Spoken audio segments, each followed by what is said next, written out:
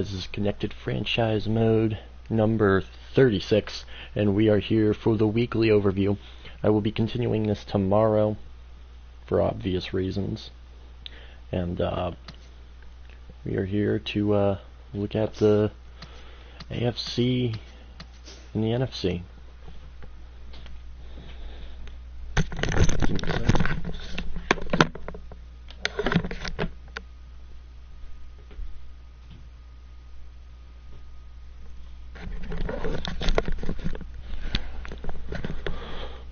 Alright, we will be looking at the stats, of course, after we advance it this week. Ready? And here we go. A few games here and there. We will be figuring out if we are leading the division. We are actually tied for first place with 2 out of 3 of our teams. We're all 3 8-5 right now. It is crazy. We'll be facing the 3-10 Cardinals. So we'll be checking the standings here. And it looks like the Panthers have already clinched their division. I mean clinched a playoff berth. Pretty sure what that means.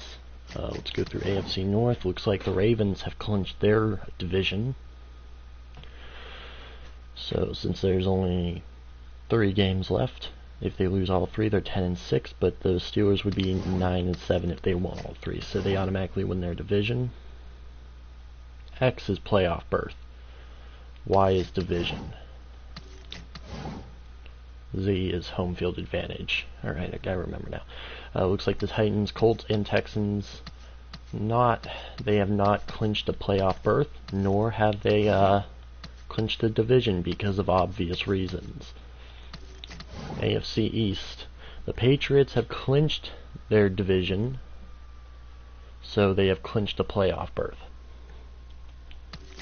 The AFC West, the Chiefs are leading 9-4. If the Broncos were to have beat the Titans, they would have been tied with the Chiefs. The AFC North, looks like the Vikings are 6-7, the Lions are 6-7. So we don't know who will be going to the playoffs in that conference. The Panthers have clinched the playoffs, but they have not clinched their division. Since if they lose the next 3 games, they'll be 11-5, and the Saints would, if they win the next 3 games, they will be 11-5. And since, I want to say, wow, that's crazy. Since the Saints are 4-0 against AFC teams, the Saints would be winning the division. I believe that's how it goes. Not entirely sure. The AFC East, the Redskins, the AFC East is something to be worried about because, well, it looks like those 2 are joining in those 2. That would be the wild card, and this would be a wild card. So we're basically on the hopes that the Saints and the Falcons, the Falcons, because the Rams, they need the 49ers to lose. The Rams, it's out of their hands if the Rams would, if the 49ers will win the division.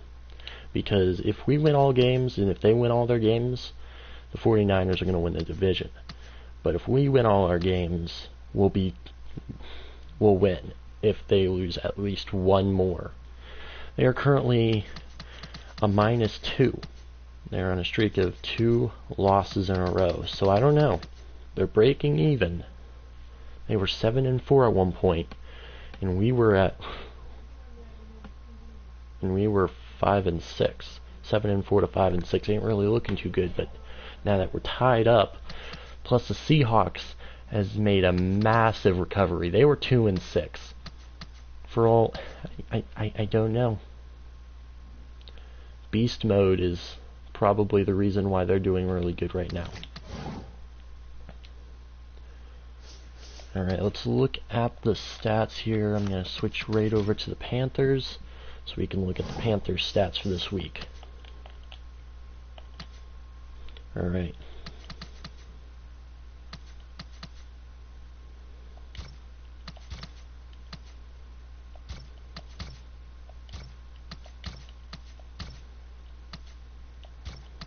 Auto progress and scout. Alright, let's see here. League stats. Season stats. Let's see. Cam Newton, of course, 6,100 yards passing with 54 touchdowns and 12 picks. Seems like a good season. D'Angelo Williams, 360 attempts for 2,078 yards. To 22 touchdowns, of course. And of course, Cam Newton, 7 touchdowns through the ground game with 149 attempts for 497 yards. That's not too bad. Greg Olsen, Steve Smith, and Ted Ginn are leading the offensive pledge. And then we've got Armonte Edwards, which looks like he's going to be leaving, as well as Brendan LaFell. So we're going to be out of a few wide receivers, especially if Steve Smith retires. I'm thinking I'm going to try to get Steve Smith an MVP this year. Luke Kuechly with 149 tackles and 2 sacks with 3 picks. Definitely is the main linebacker. Then we got Godfrey and Moonerlin with Moore and Norman. Kuechly, Mitchell. Got a bunch of really good defensive players. Beeson, really good. Kicking, we got Gano.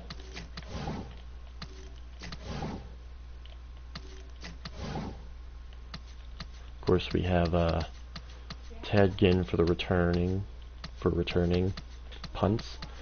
He's had 1 punt return for a touchdown. The Patriots, 7,600 yards passing. That's really good. 72 touchdowns, 8 picks. Stephen Ridley has 364 attempts for 2,745 yards with 44 touchdown runs. Then we got Julian Edelman with 130 receptions for almost 2,000 yards receiving and 23 touchdowns.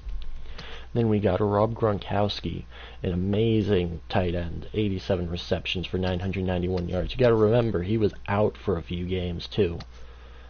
And then we got Michael Jenkins, 71 for 1,142 yards and 10 touchdowns. 23 touchdowns, 8 touchdowns by Gronk, 10 by Jenkins, 16 by Amendola. He was also injured, 71 receptions for 1,242. Then we got Josh Boyce, 48 receptions for 980 yards. Ridley had 47 for 499. Sudfeld had 18 for 173. And of course, goes down the line. We're going to look at the defense here. Brandon Spikes and Gerard Mayo topping it off with Devin McCourty. 9 picks by McCourty. 14 by Aqib Talib. Aqib Talib has found his way in the end zone. How many times? Fumble return yards. 65,527. That makes sense. The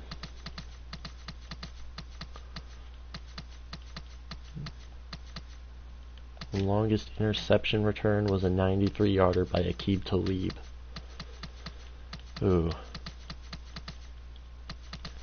14 picks.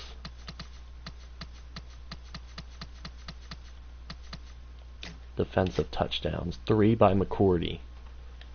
2 by Talib. 2 by Wilson. 2 by Arrington. 1 Dennard. 1 Spikes. 1 Dowling. 1 Mayo. 1 Wilfork. Probably the fumble, I remember. Yeah, it was a fumble.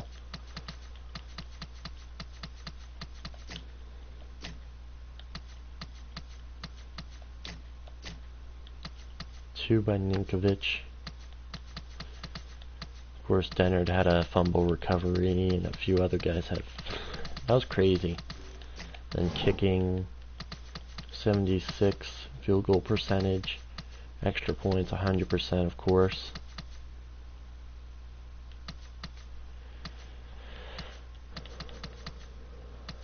Games played, 13.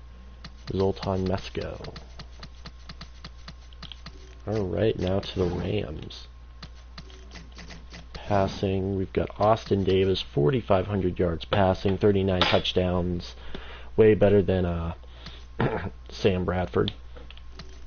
Then we got rushing yards. We got Daryl Richardson, 363 for 2,500 yards. And we had Isaiah Peed. Plan on using both of those guys near future.